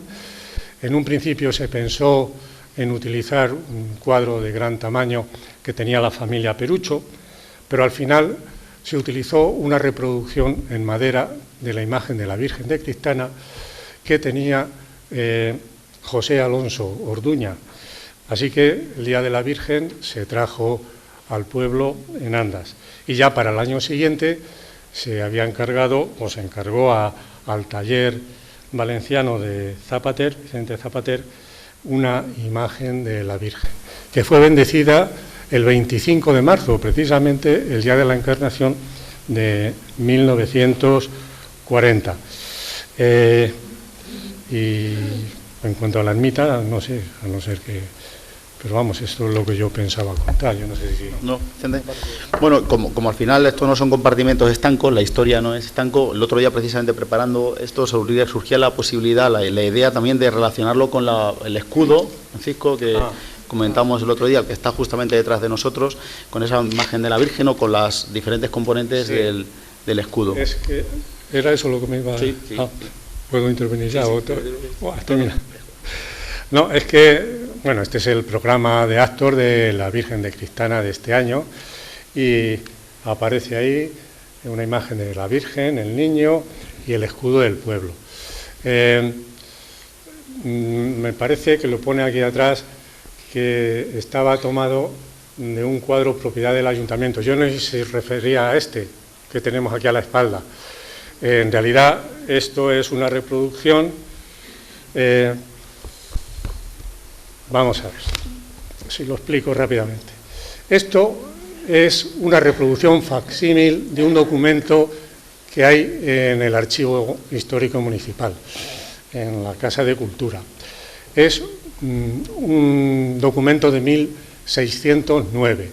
En el año 2009 se celebró el 4º centenario. ¿Por qué se le daba importancia a este documento?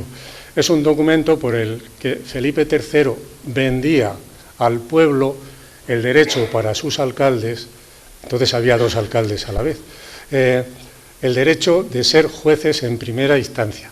Ese derecho ya lo habían tenido antiguamente, desde en la Edad Media incluso, hasta la época de Felipe II, en que hizo una reorganización administrativa y los alcaldes de aquí se quedaron sin ese derecho.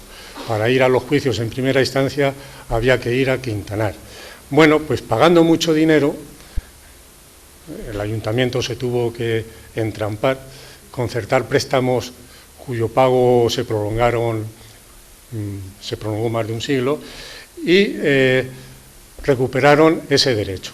Entonces, ya digo, el ayuntamiento, se hicieron aquí una exposición en el Pósito, hasta algún concierto para ambientar aquello se hizo aquí, de un pequeño grupo musical, y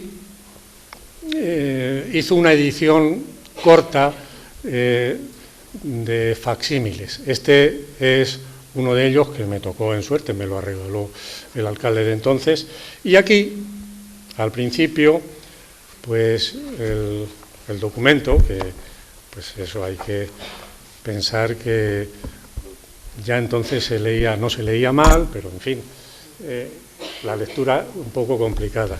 Me voy a poner de pie para que lo vea todo el mundo. Y al principio vienen unos dibujos que se supone que se hacían en la corte, porque aquí al final firma yo el rey, Felipe III. Pues vienen algunas ilustraciones. Una de ellas es esta, que es donde está sacada todas estas reproducciones, con el escudo del pueblo, la Virgen, y aquí ya este es Felipe III, por la gracia de Dios, etcétera, etcétera, y luego al final mucho dinero que tuvo que pagar el pueblo para recuperar ese derecho los alcaldes. Bueno, pues este documento, el original, que estuvo expuesto en la Expo 92 en Sevilla, el original. Está el original en el Archivo Histórico Municipal. Y ahí pues, se puede ojear, ver. Ya digo, es una reproducción tal cual de como está allí. Y bueno, pues nada más, yo no pensaba decir más sobre esto.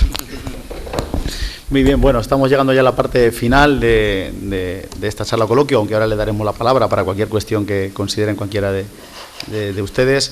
Sí es cierto que hemos hablado mucho de historia, hemos hablado del patrimonio, de la tradición, de la devoción de la Virgen, pero por acabar yo quiero plantearle tanto a Vicente como a Francisco, de alguna manera, hacia el futuro, ¿cómo podemos ver la tradición de la Virgen? Hemos pasado 800 años, está claro que la historia se compone, se forma de cada día, de la sucesión de los días, de los años, del trabajo que se realiza desde la hermandad, en este caso, desde las instituciones que tenemos que ir de la mano siempre y que tenemos ese compromiso. Y aprovecho a saludar a Carmen Teresa Olmedo, que no lo he dicho antes, me he saltado todos los protocolos, hoy estoy en otro papel. De alguna manera, ¿cómo os imagináis, cómo se proyecta hacia el futuro esta tradición de la Virgen y qué obligaciones tenemos todos como cristaneses, como vecinos, de alguna manera, para mantenerla? Hombre, yo soy poco experto en las actividades religiosas para saber cuál es el comportamiento futuro de la feligresía, pero entiendo que la devoción a la Virgen va a un aumento, habiendo juntas directivas como la actual que se preocupan no solamente por el hecho de recuperar las tradiciones y las costumbres, sino también por mantener la fidelidad de sus adeptos, y no me cabe duda de que esto a día en lo sucesivo adelante, siempre que se mantengan estos intentos y estas voluntades de seguir. Pero también hay una parte que me parece que es importante considerar, que es el hecho de que el Cerro de la Virgen de Critana tiene toda la historia escrita en su interior.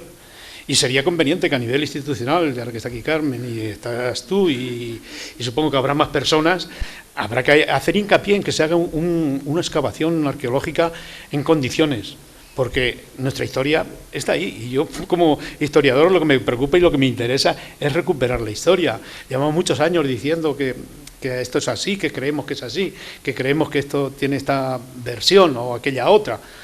Con una investigación arqueológica en condiciones, todas estas dudas se desaparecerían. En fin, yo creo que el futuro de la Virgen y de las devociones va a seguir en aumento mientras que el pueblo lo quiera, y creo que el pueblo está comprometido con ello y va a seguir como lo ha hecho hasta ahora, aportando voluntades y aportando conocimientos para que esto siga desarrollándose positivamente. Y luego, pues institucionalmente, creo que tenéis la obligación, los que estáis en el ejercicio del poder, de colaborar institucionalmente con la administración que tenga en cada momento la ermita, para poder ir desarrollando esas otras facetas que se quedan ocultas y que, como no son positivas, como no generan riquezas, ni votos, ni cosas de estas, pues se quedan ahí olvidadas. Entonces, esa parte de la historia oscura que a algunos nos gusta mucho y que a otros pues no les interesa tanto, pero que deberíais un poco involucraros vosotros para conseguir que esto siga adelante y se siga investigando, se sigan desarrollando todos los procesos administrativos posibles para conseguir el esclarecimiento de esta parte de nuestra historia, de la cual siguen surgiendo más dudas que certezas, que toda la tradición y la leyenda se pudiese de alguna forma desenmascarar y ver lo que hay de trigo y lo que hay de paja, y elaborar una verdadera historia que quedase para los sucesivos sucesores nuestros, con redundancia, pero que quedase ahí para siempre. Yo creo que eso es lo que sería necesario y conveniente. Francisco, y ahora por alusiones. Bueno, yo suscribo lo que dice Vicente. Vamos a ver, la devoción a la Virgen de Cristana, lo dije también al principio, no disminuye con el tiempo, aumenta. El interés por celebrar todo lo que rodea a la Virgen de Cristana, pues es algo que, pues como pasa con el Cristo de Villajos y como pasa con otros patronos o patronas en otros pueblos, nos pueden decir que, no hablo del pueblo, hablo en general, que si las misas están menos concurridas, que si esto, que si lo otro, pero sin entrar en eso, yo lo que veo que esto de las tradiciones religiosas van en aumento, tal como decía al principio. Así que el tiempo no va a hacer que eso disminuya, sino todo lo contrario, me parece a mí. Claro, para eso hace falta quien lo mueva, y a lo largo del tiempo se está demostrando que no falta quien lo mueva. Las sucesivas juntas directivas así lo están demostrando. Y lo que decía Vicente sobre la cuestión arqueológica, no se trataría de decir, bueno, pues ahora se van a suspender ciertas cosas y se va a hacer una excavación de todo el cerro. No, se trata de hacer, pues como lo hacen muy bien los arqueólogos, hacer catas, muestras, para saber o tener una idea de lo que ahí se podría encontrar. Eso no es entrar a saco en todo lo que tiene que ver con las celebraciones religiosas, con la ermita, etcétera. Es decir, dejando a salvo todo eso que hay que dejar a salvo, no estaría de más que antes o después, pues también ahí los arqueólogos nos pudieran indicar algo de lo que ahí estuvo, y quién sabe si también lo que ahí hubo desde el punto de vista religioso, antes de lo que hoy hay, pues también pueda salir a la luz, al menos parte de ello. Así que yo también eso lo vería positivo. Y en cuanto a lo demás, lo que digo, esto va en aumento, no hay peligro de que esto se vaya a olvidar, todo lo contrario.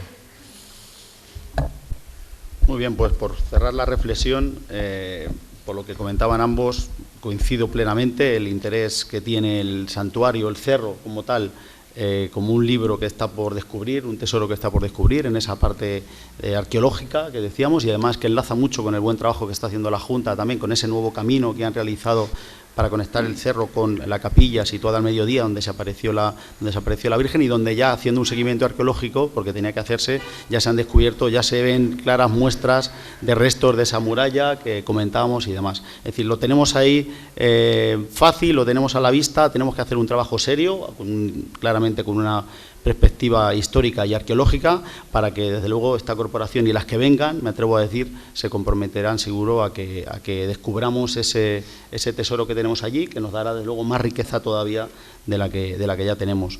Bueno, con esto da su fin de alguna manera esta charla coloquio. Yo se le voy a pedir, bueno, agradecerle por supuesto a Francisco y a Vicente el trabajo que han hecho también para resumir. Esto es muy difícil, lo que han hecho es resumirlo, porque ellos tienen un conocimiento en profundidad de cada una de las cosas, podrían estar horas y horas, días contándonos gran parte de esta historia, y tiene mucho esfuerzo el poder resumirlo para que al final, creo que hemos cumplido en tiempo, ¿no, Luisa, Jesús? Que era uno de los... hemos cumplido. Y bueno, para eso de luego que requiere un trabajo. Así que a todos y a todos ustedes muchísimas gracias. Sí les pido, aunque ahora ya voy a abrir el turno de preguntas, un fuerte aplauso para Francisco y para mí.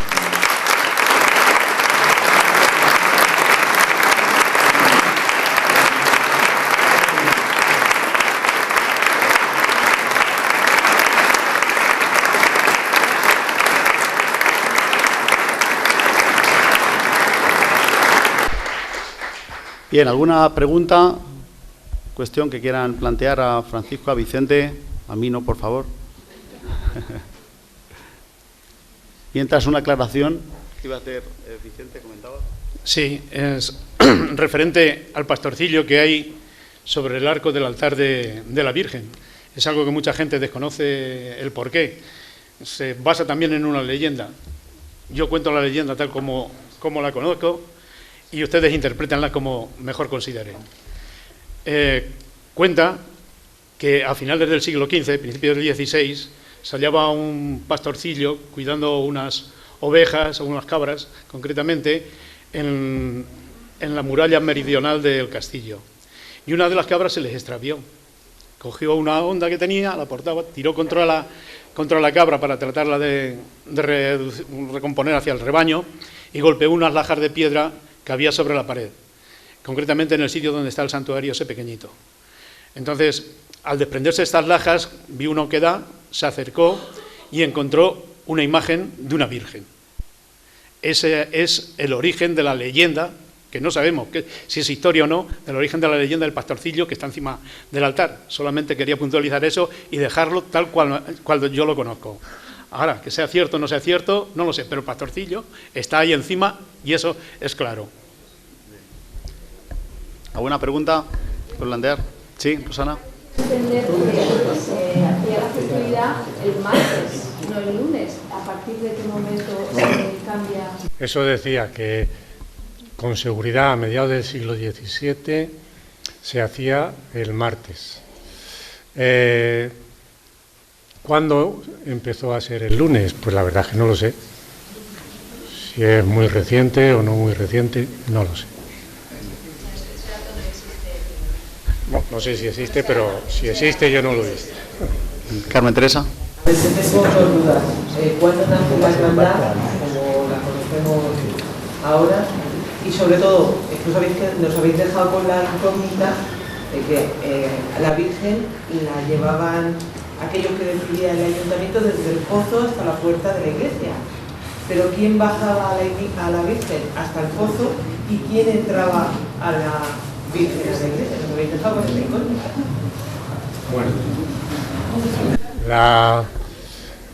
la entrada a la iglesia, a mí me parece que, por lo que sé, el ayuntamiento decidió ceder ese derecho a nombrar a los anderos. Pero yo creo que se reservó, por lo menos para pasar la imagen, se la reservó. Del siglo, incluso ya antes, el problema antes de las subastas, entre los eclesiásticos y los miembros del ayuntamiento. Había disputas por eso. Los eclesiásticos decían que en terreno de la iglesia ya eran ellos, ¿no? Creo que en algún programa de feria, creo recordar, pero no me acuerdo de los detalles, hace años escribí algo, esto sobre la lucha, el conflicto entre eclesiásticos y miembros del ayuntamiento por el tema ese de las andas. Entonces, yo me imagino que esos trayectos a los que ganaban la subasta no tenían derecho, pues seguía el ayuntamiento mandando, o incluso si alguno de ellos estaba en condiciones, pues portar el anda, que tampoco era un trayecto muy grande, ¿no? Pero vamos, con seguridad no te lo podría decir.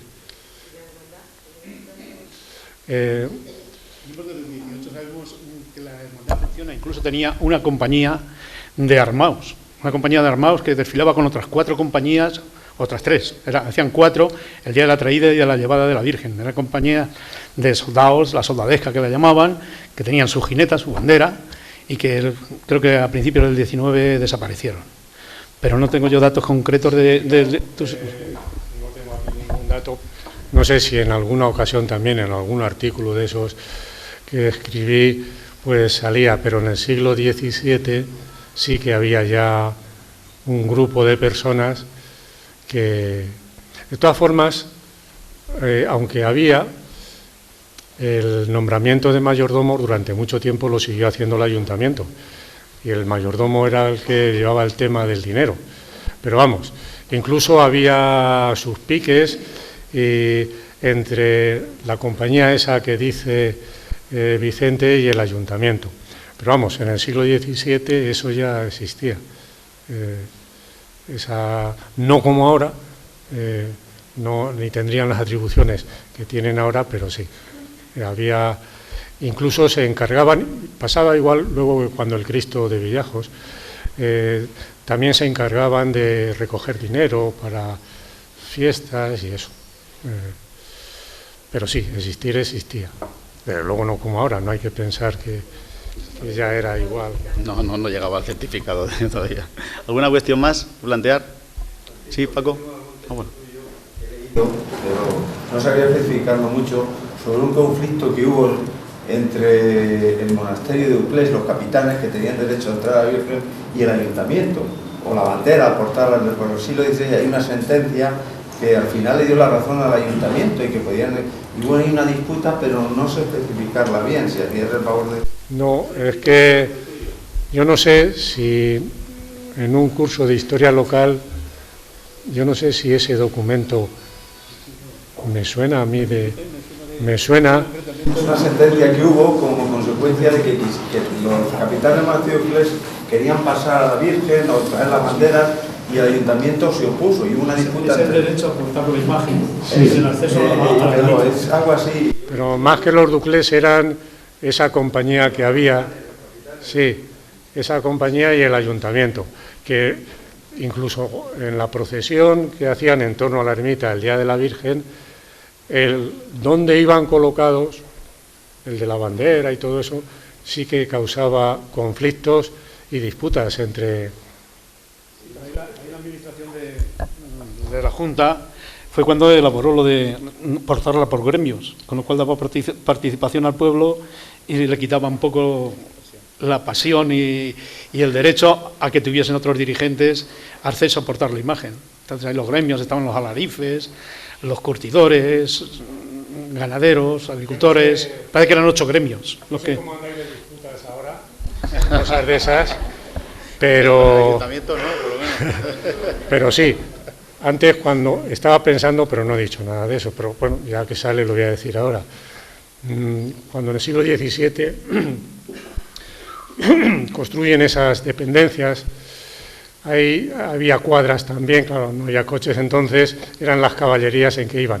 Y claro, no todo el mundo podía ir en caballería, porque no las tenía, pero algún expediente hay, creo recordar, de mediados del 18, por ahí, en el archivo histórico, donde se ve las disputas que tenían pues entre miembros del ayuntamiento o el alcalde mayor o no sé qué, por el uso de las cuadras con sus caballerías, que unos decían que tenían derecho, otros decían que como eran autoridades eran ellos los que tenían derecho a utilizar esas cuadras para su... En fin, que disputas había por todo, no solo para portar la imagen unos metros, sino para ver en qué puesto iban en el orden de la procesión y hasta para usar las cuadras.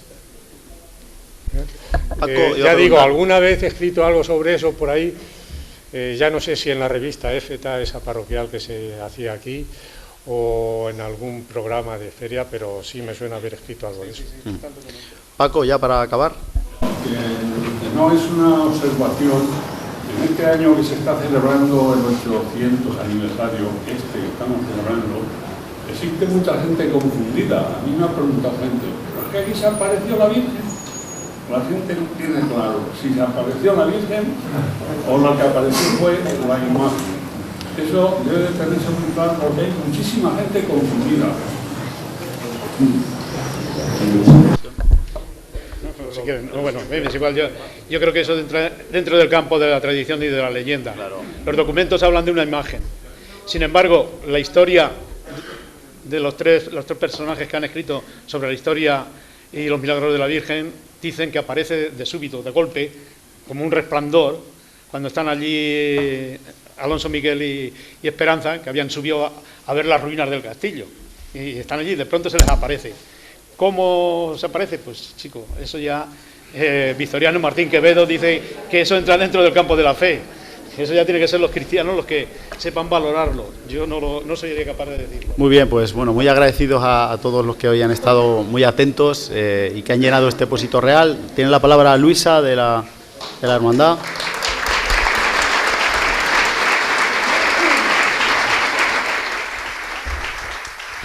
Yo dar las gracias, es muy tarde, entonces pido la presencia de Jesús, nuestro presidente, para que cierre el acto. Puede decirse que el grito de la historia nace con nosotros y que es uno de nuestros dones más importantes. En ciertos sentidos, somos históricos todos los hombres, decía Tomás Carlile.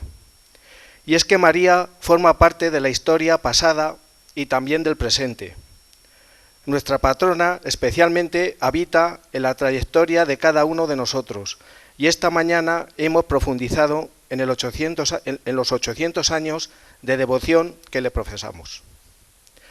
Sacerdote párroco de Campo de Cristana, señor alcalde historiador, señora delegada de la Junta de Comunidades de Castilla-La Mancha en Ciudad Real, señores y señoras concejales, corporación municipal, compañeros todos de Junta Directiva de la Santísima Virgen de Cristana, presidente y Junta del Santísimo Cristo de Villajos, presidentes y juntas de hermandades de Pasión y de Gloria, don Francisco Escribano Sánchez Alarcos, cronista oficial de la villa e historiador, don Vicente Aparicio Arias, historiador, expresidente Nazario la Virgen de Cristana, vecinos y devotos de la Santísima Virgen.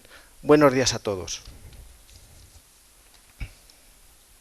La Junta Directiva y yo personalmente queremos agradecer de todo corazón vuestra presencia en esta charla coloquio Historia en torno a la Virgen de Criptana, dentro del marco de los actos programados por el 800 aniversario de la aparición de la imagen de nuestra patrona. Si investigamos qué día exacto del mes cayó el lunes de Pascua en el año 1223, podríamos toparnos con la fecha del 2 de abril. En 2023, el 2 de abril ha sido el Domingo de Ramos, el inicio de la Semana Santa.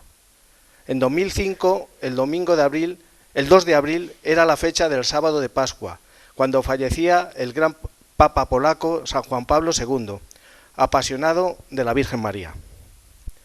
Y es que el calendario de la Pascua de Resurrección ha marcado y sigue marcando la historia y la vida de los cristianos del mundo y de Campo de Criptana. También la historia y la devoción a nuestra patrona. En su honor conmemoramos los 800 años de la aparición de su bendita imagen, en el Cerro de Criptana, a los esposos de Villajos, Alonso y Esperanza, según dice la tradición.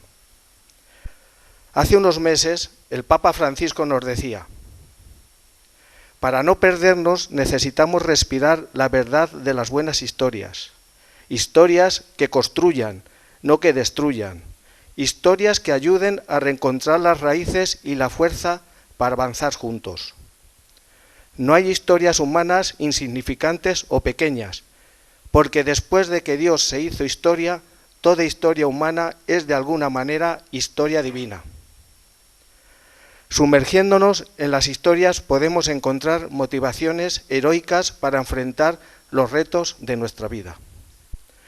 Hoy estas palabras cargadas de esperanza del Papa Francisco nos hacen ser muy agraciados a la Santísima Virgen de Criptana, patrona de nuestra villa, y en particular a don Francisco Escribano, a don Vicente Aparicio y a don Santiago Lázaro.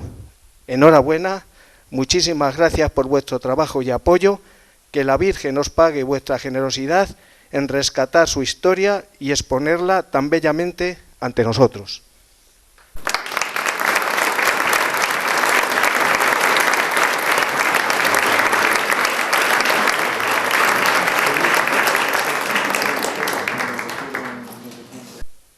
Que la Virgen de Criptana nos conceda un feliz mes suyo, mes de mayo, y que esta charla coloquio con la que la hermandad de nuestra patrona celebra esta dichosa efeméride de la historia cristanense, nos ayude a decir a la Virgen con la boca y el corazón sub tum presidium, es decir, bajo tu protección.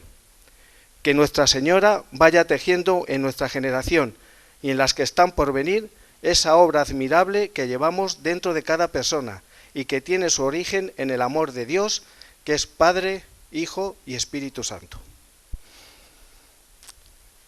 Mi agradecimiento más sincero a Luisa Fernanda, no sé dónde está, por su implicación, empeño, trabajo y voluntad para que este bonito acto salga adelante.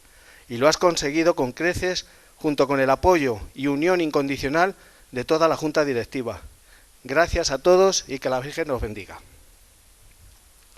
También quiero agradecer a José María Pedroche su disponibilidad y amabilidad con esta hermandad, porque siempre estás dispuesto a trabajar desinteresadamente por y para nuestra patrona. Muchas gracias, José María. Y agradecer también al Ayuntamiento de Campo de Criptana y en particular a su concejal de Cultura, Rosana Fernández, su disposición para la cesión de este magnífico entorno. Antes de terminar este magnífico acto, la hermandad quiere tener un pequeño detalle con los ponentes. Por favor, Luisa. Don Francisco, un pequeño detalle, que es menos que eso.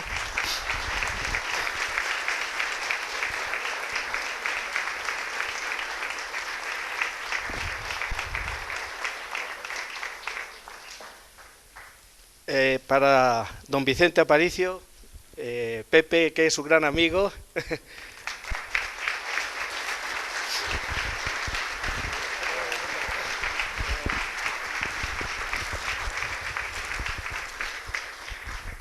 Y para nuestro alcalde, Santiago Lázaro.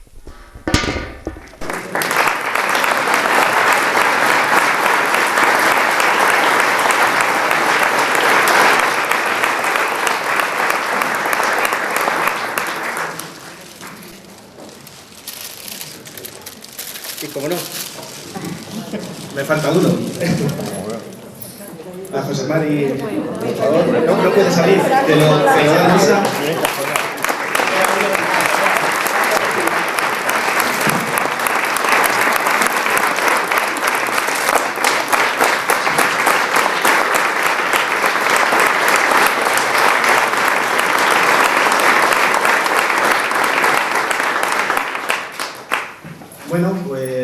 hemos acabado esta, como he dicho antes, esta apasionada mañana. Y ya para acabar, digamos todos, ¡viva la Santísima Virgen de Cristana! ¡Viva!